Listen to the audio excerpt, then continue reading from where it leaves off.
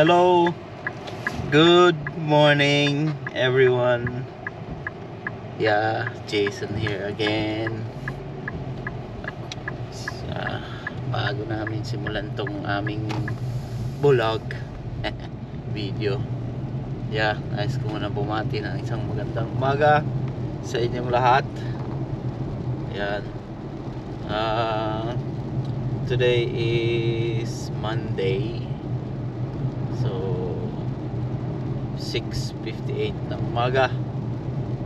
So umaga kaming gumising. Yan, natid ko yung anak ko dun sa school. Then yun, natid ko naman yung wife ko sa work niya. Napakadilim. Siging ulan pa rin. Kakasawa na dito. Puro ulan. Yun, anyway. Yeah, ngayong umaga nais ko lang mag-share sa inyo. Ano ba? Yeah, pumunta na kami ng work. And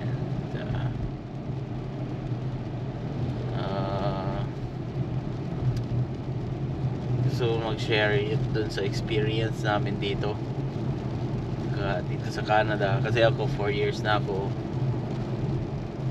And sumami kape. Dadaan muna kami ng Starbucks. Saglit lang. Hindi kami ng kape. Nagutom. Ay, naantok pa kami. Maaga kasi pasok ng anak ko. Nag-join kasi siya ng drumline. So pasok niya is 7 o'clock ng umaga. Yun. So daan muna kami dito sa Starbucks. Bibili lang kami. Okay. And pampagising. Pwede rin Tim Hortons, kaya lang ayaw ko doon. Ayaw ko sa Tim Hortons. Yup, parking muna tayo dito. Maaga pa naman pasok na. So usually ganito yung routine namin sa umaga. Gigising, hatid ka anak ko, hatid ko yung wife ko, and then pasok ng wife ko is 8 pa. So tambay doon sa harap ng company nila. Tutulog kami. Anyway, yeah, bili muna ako guys bili muna ako ng coffee. Okay? I'll be back. Yo, back on. Yeah, pumili ako ng kape doon sa Starbucks. Pampagising. Yeah, yung wife ko natutulog. Yeah, yun. Maaga siyang gumigising. 5 o'clock, 4:30 I think. Yan, prepare ng pagkain. Tapos kasi hatid namin yung maaga gumigising yung anak ko. 4 o'clock, 4:30. Excuse me. Kasi maaga pasok niya 7 o'clock. Kasi meron siyang extracurricular. And then ang pasok ng wife ko, hatid ko dun sa anak ko, diretso na kami dun sa workplace niya. Hatid ko yung asawa ko. And then 8 pa naman yung work niya. Ako 8 din. So maaga kami nakakarating dito sa company ng wife ko. Tutulog muna siya.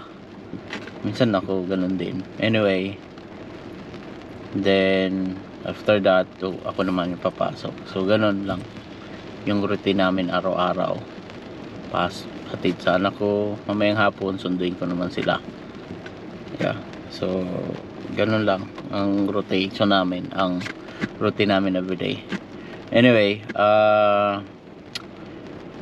ngayong araw gusto ko mag-share sa inyo ano yung mga past experiences ko dito sa Canada. So 4 years na ako, yung wife ko interviewin ko din siya pag may time na. Ano yung yung experiences niya, expectation niya dito pagdating ng Canada. So ako na muna. So far, so simulan ko sa simula. So isa itong kumbaga pagbabalik tanaw nung previous years ko dito, yung unang pagpunta ko dito sa Canada, pagland ko, And then experiences. So yun yung gusto kong i-share sa inyo kasi dun sa mga kababayan natin na gustong pumunta dito para magkaroon sila ng idea ano ba yung expectations nila. Yeah, since ako galing kami ng Japan, so isang progresibong bansa, mayamang bansa, so marami akong expectations pagpunta ko dito sa Canada. Hindi ko naman kino-compare. Yeah, unang-una dumating ako ng Canada, COVID time yon, December, that was August. Magland ako dito is August 2nd, 2021. Yeah, and medyo hindi ko na-enjoy yung airport na maikot gawa ng yung restrictions ng mga flights noon. Nakapasok ako ng Canada dahil essential workers ako sa agriculture kasi ako. So poultry farm worker ako. Yun. So simulan ko nung nasa Japan pa ako papunta dito, minamadali ako ng employer ko kasi ang plano ko noon umuwi muna ako ng Philippines para mag-enjoy bago pumunta dito. So hindi nangyari yun, minamadali ako, hindi ko na-expect na ganun. So na magland ako sa Canada, ang expectations ko mataas yung, let's say hindi nagkakalayo doon sa Japan. So yeah, unang-una pagdating ko doon sa farm, nung sinundo ako ng boss ko sa airport, akala ko nandun na sila. So naghintay pa ako ng matagal, hinintay ko yung employer ko. Lintik na yan. And then yeah, pagdating ko doon sa farm, I was like, oh, ano to? Anong farm ito? Kasi yung boss ko, ang expectation ko, sabi yung boss ko kasi dati ang business siya is medium size na business. Namimili siya ng eggs. Meron siyang egg grading system, or nag-grade siya ng mga eggs, nagpapack, dinideliver niya sa mga yun yung business niya dati. So ina-expect ko ganun pa rin, kaya ako tinanggap yung offer niya, job offer niya. And then yun, madaling salita, naniwala ako. Sabi ng boss ko kasi, just visit our website. Meron kaming website, visit mo doon, then basahin mo kung ano yung history o ganito, paano ko nagsimula. And then yun, so ina-expect ko ganun pa rin yung ano niya. May truck siya, nagde-deliver siya ng mga eggs o processed eggs. Meron siyang farm pero maliit lang, mga 7,000 heads na layers. So organic yon, organic. Then pagdating ko ng sinundo niya ako, quarantine ako ng 14 days doon sa farm. So ang expectations ko, ang accommodations ko is ito, hindi magandang experience to. Kaya doon ko sisimulan sa simula. So expectations ko, may bahay ako na maayos na titirahan. Kasi sabi ng boss ko, mayroon daw bahay, ganito, ganyan. Or apartment man lang na malapit dun sa ano. And then, yeah. So, dun pa ito sa Richmond, yung unang employer ko. Nung work permit pa lang ako. And then yun, pagdating ko doon sa farm, nagulat nung makita ko, saan ako titira dito? Sabi kong ganun. And then, nasaan yung mga trucks niya, everything. Bakit parang walang mga empleyado nagtatrabaho dito? Yun yung ano. So makita nyo dun sa previous vlogs ko, nung unang-una pa, dun sa farm na yon. Okay sa akin yun kasi yung ano, accommodations niya, okay lang yun. Kasi importante may bahay ka. Pero yung decente naman sana. So para lang siyang ano, yung accommodations ko doon is parang yung kung makikita nyo sa mga farm, parang kubo na medyo ano lang sa kubo. Yeah, hindi naman malamig sa loob. Malamig sa loob, nilagyan ng heater. And then akala ko pagdating ko doon, kasi quarantine ako ng 14 days, walang CR. Walang, may source nga ng tubig pero yung ginawa lang ano, basta walang paliguan, walang ano. Sabi ko, sa paano ako nito? Walang room, walang kwarto, open lang siya na ano, parang studio type o flat. Sabi ko, ano ba naman tong klase ng accommodation ko? So, wala na akong magawa, nandun na ako eh. So hindi ko inaasahan na ganun yung ano, yung accommodation ko. And then wala, o talagang ano, so ako nagtiyaga na lang ako kasi wala, yun na yung ano eh, nandun na tayo eh.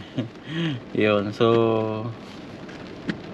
yeah, and then quarantine ako ng 14 days. Pero during quarantine, actually wala pa akong vaccination nung makarating ako dito eh. Quarantine 14 days, okay lang.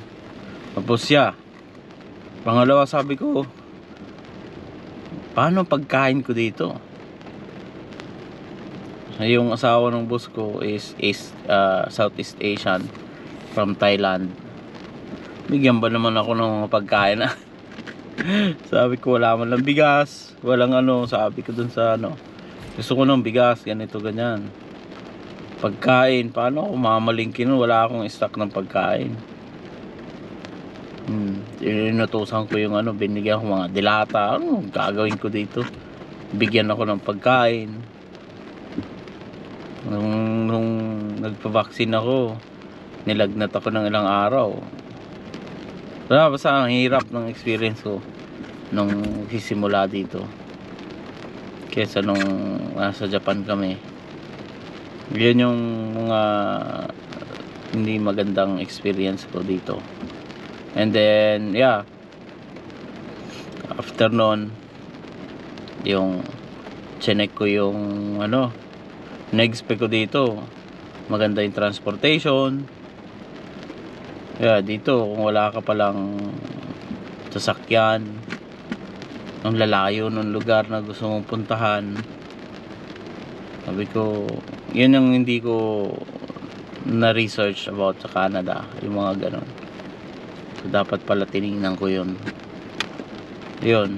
And then na mag-start na ako ng trabaho dun sa boss ko, lang yan, sabi ko, hindi na to, maliit lang yung farm niya. And then magsusort ka ng itlog, ng egg, magcho-chores, check mo yung mga patay na manok. And then yun, pag wala akong ginagawa, linis doon. Pero habang tumatagal, medyo napapansin ko, actually dito sa first employer ko, hindi maganda yung experiences ko dito. After 1 year, smooth. Nung second year na ako, nagpapagawa sila ng bahay. So nag-complain ako kasi pinapatrabaho niya ako dun sa bahay nila, which is wala yun sa contract na pinirmahan namin. So ako bilang isang Pilipino, hindi ko hinayaan na ako ay abusuhin. Nag-complain ako. Pero bago ako nag-complain doon sa mga complain ko, sinecure ko muna. After 1 year, nag-apply ako ng PR. Sinecure ko muna yung mga documents na kailangan ko para makapag-apply ako ng permanent residency. Kasi nangyari nga lahat yon. Iniwan nila ako sa farm 1 month. Nagbakasyon sila ng almost 2 months yata, o 1 month sa Thailand. Ang pangako ng boss ko, hindi, merong tutulong sa'yo dyan. Meron akong sinabihan, which is yung boyfriend ng anak ng asawa niya. So nandun sa farm 1 linggo lang. So after noon, wala na. Ako lang mag-isa. Lintik, sabi ko. Kaya to, ako lang mag-isa. So yun, sinagaan ko yung 3 months. So doon ako nag-isip napaisip na, sabi ko, ano ba to? Sabi ko, gusto ko nang umalis doon. So ginawa ko, nag-apply ako. Meron namang gustong tumanggap, kaya lang yung permanent residency ko wala pa. Kaya hindi ako basta-basta makaalis.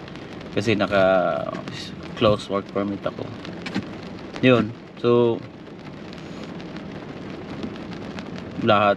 And then nung naayos ko na yung papers ko, na-approve PR ko, doon ko na binanatan yung boss ko. Sabi ko, kinausap ko yung boss ko, sabi ko, napapansin ko yata na gusto ko, may complain ako, napapansin ko yata na hindi na maganda yung nangyayari dito.